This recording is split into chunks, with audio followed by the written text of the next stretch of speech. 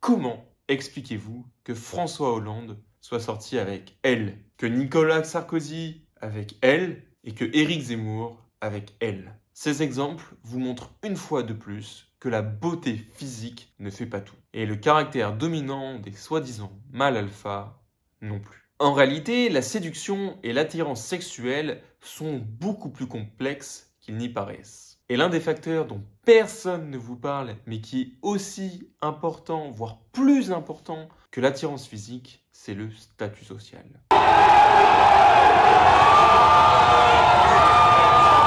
Mais je vous l'accorde, vous pouvez d'ores et déjà me dire « Oui, mais Ruben, les personnes avec un haut statut social, moi je les connais, c'était les mecs populaires au lycée, tu vas rien nous apprendre en fait. » Maintenant, la question que moi je vais vous poser, c'est pourquoi? Pourquoi ces gens sont plus attirants que vous? En quoi ces gens sont si différents de vous? Pourquoi nous sommes tous des gros moutons et voulons tous être comme eux? Pour rappel, dans mes 3 précédentes vidéos qui vont s'afficher juste ici normalement, j'avais précisé qu'il existait 3 moyens pour obtenir un statut social élevé. Le premier moyen, c'est la dominance. La dominance est le trait commun à toutes les espèces animales. Celui qui gagne le combat physique sera victorieux, il bombera le torse, tandis que l'autre sera anéanti, humilié. Bien que la violence n'était pas le seul moyen de gagner du statut social il y a 2 millions d'années, il était aussi nécessaire de maintenir la paix avec ses alliés. Selon le professeur anthropologue Richard Wrangham, les réactions d'agressivité étaient présentes chez les humains aussi bien que dans n'importe quelle autre espèce de primate social. Des évidences prouvent qu'il y a eu des violences jusqu'à au moins le milieu du Pléistocène. C'est-à-dire qu'on a des preuves que des combats se sont passés il y a entre 126 000 ans et 770 000 ans. Au fur et à mesure que le temps passait, les tribus humaines ont commencé à coopérer. Pour différentes raisons d'ailleurs, ça pouvait être la chasse, la cueillette, la survie. Les hommes très violents qui voulaient dominer la tribu se firent exclure et tuer, tandis que les hommes qui étaient plus intelligents socialement parlant, plus paisibles, plus bienveillants au sein de la tribu, quant à eux commencèrent à gagner du statut social. Notre cerveau et notre squelette commencèrent à se modifier, et ainsi commença une nouvelle ère pour l'humanité. Selon le professeur David Buss, nos ancêtres commencèrent à se spécialiser dans des tâches qui étaient nécessaires au fonctionnement du groupe. Les individus les plus spécialisés commencèrent à récupérer du statut social, et c'était plus forcément la brutalité qui était le plus important. En réalité, c'était ce que pensaient les autres de vous qui vous permettait de récupérer du statut social.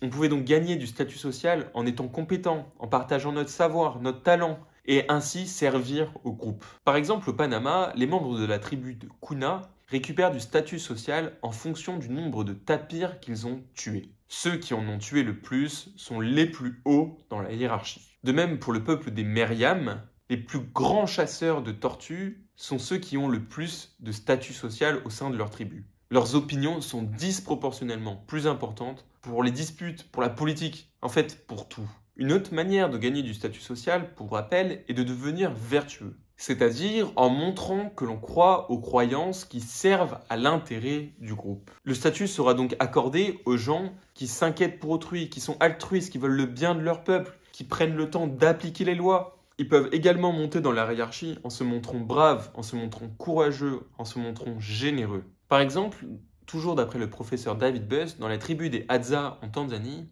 ceux qui partagent le plus de viande récupèrent le plus de statut social et ainsi ont accès aux plus belles femmes et sont capables aussi de créer des alliances plus puissantes que les autres. Et tout ce que je vous dis, ça s'applique encore aujourd'hui. Nous nous battons pour être perçus comme des bons contributeurs du groupe. Par exemple, une étude a montré que ceux qui donnent à des œuvres caritatives reçoivent un gros boost de statut social. Le prestige, contrairement à la dominance, ne se joue pas avec notre corps, mais avec notre réputation. Notre réputation est une version symbolique de nous, mais qui existe dans la tête des autres. Plus le temps passa, et plus le jeu de statut changea. Aujourd'hui, ce ne sont plus les meilleurs chasseurs qui récupèrent le meilleur statut social, mais plutôt les plus grands footballeurs, les plus grands peintres, les personnes les plus riches, les grands politiciens, les personnes qui sont très activistes, etc., etc. Bref, maintenant que j'ai dit tout ça, pourquoi certaines personnes sont admirées de tous? Pourquoi nous sommes tous des fans embarrassés et gênés? Et pourquoi nous reproduisons exactement leur même manière de s'habiller, de se comporter ou encore de dialoguer? Déjà, quand une personne montre qu'elle a de la valeur, cette information est enregistrée par ses alliés. Inconsciemment, ils voient en cette personne une chance de pouvoir grimper la hiérarchie s'ils se mettent à reproduire leur comportement et ce qui lui a permis d'arriver à ce stade-là dans la hiérarchie. Cela signifie donc qu'il faut rester le plus longtemps auprès de cette personne pour exactement reproduire ce qu'elle fait à la lettre. Ces personnes de haut statut social, en échange du temps qu'ils ont passé à enseigner, à partager leur savoir, on les récompense en leur offrant du statut social. Ce statut social est symbolique et on le fait inconsciemment. Cela se fait par exemple en les regardant constamment, en étant des serviteurs à côté d'eux, en se référant à eux lors des discussions, en leur apportant de la nourriture, de la boisson ou d'autres types de cadeaux. On marche derrière eux, on leur tient la porte, on leur laisse la place lorsqu'ils s'assoient, ou on peut encore leur donner des titres particuliers. Bref, il y en a une tonne. Mais aussi gentil que cela puisse paraître, c'est le plus souvent une stratégie. De par notre nature humaine, on recopie exactement ce qu'ils font.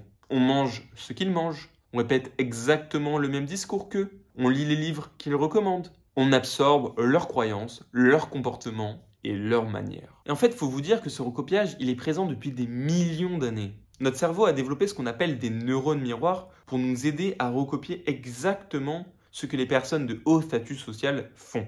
Même nos cousins les singes possèdent ces neurones miroirs et ont aussi ce côté recopiage en eux. Selon le professeur Joseph Henrich, un expert dans la psychologie du statut social, il écrit qu'à l'âge d'1 an, les enfants utilisent leurs connaissances culturelles pour déterminer qui a le savoir au sein du groupe. Une fois qu'ils ont saisi l'information, ils concentrent toute leur attention, leur mémoire, leur temps pour copier cette personne. Le cerveau est codé pour trouver des indices chez une personne et une fois que ces indices sont trouvés, cela déclenche en nous une concentration plus intense pour pouvoir reproduire leur comportement. Aujourd'hui, on distingue 4 indices. Le premier indice est l'indice de ressemblance. On part du principe qu'on est plus prêt à apprendre des choses de personnes qui sont comme nous. Nous avons des préférences intrinsèques pour des gens qui partagent notre âge, notre race, notre histoire. Même les très jeunes enfants sont plus familiers avec des étrangers qui partagent le même dialecte que leur mère. Le deuxième indice est la compétence, qui dans notre jeu de statut semble plus capable. La recherche a démontré que déjà à partir de 14 mois, on commence à reproduire les mimiques de personnes qui démontrent des compétences vis-à-vis de certaines tâches. Ensuite, nous avons l'indice du succès. Par exemple, à l'époque des chasseurs-cueilleurs, ça pouvait être le collier de dents, comme vous pouvez vous l'imaginer dans les films. C'était exactement ça, c'est un symbole de succès. Notre désir de signaler le succès est responsable de notre société de consommation. Aujourd'hui, le marché du luxe représente à lui seul 1,2 trillion de dollars annuels. Je ne sais pas si vous vous rendez compte, ça représente 1200 milliards de dollars. C'est un truc de fou. Et enfin, voilà le dernier indice, et celui qui aussi m'intéresse le plus, c'est l'indice de prestige. On analyse en permanence leur langage corporel, leur mouvement des yeux, les petites modifications subliminales dans leur voix, etc., etc. On observe à qui se réfèrent nos alliés et on commence à donner de l'attention aux gens prestigieux. Le programme subconscient de notre cerveau commence à s'activer, on commence à reproduire leurs croyances, leurs comportements, leurs mimiques et de ce fait, notre comportement à nous commence à s'altérer pour reproduire le leur. Et c'est exactement comme ça que fonctionne l'influence. Parmi tout ce que je viens de vous citer, l'influence est le signe le plus fiable de tous pour distinguer celui qui a le plus de statut social au sein du groupe. Bien sûr que ce n'est pas parfait parce que même des individus en bas de la hiérarchie peuvent aussi influencer les gens. Ils peuvent raconter des ragots, ils peuvent mentir, ils peuvent flatter d'autres personnes. Ils peuvent avoir de l'influence aussi. Mais en tout cas, ça n'a rien à voir avec les personnes de haut statut social. Ils sont plus écoutés, plus impactants et arrivent plus facilement à faire savoir leurs opinions.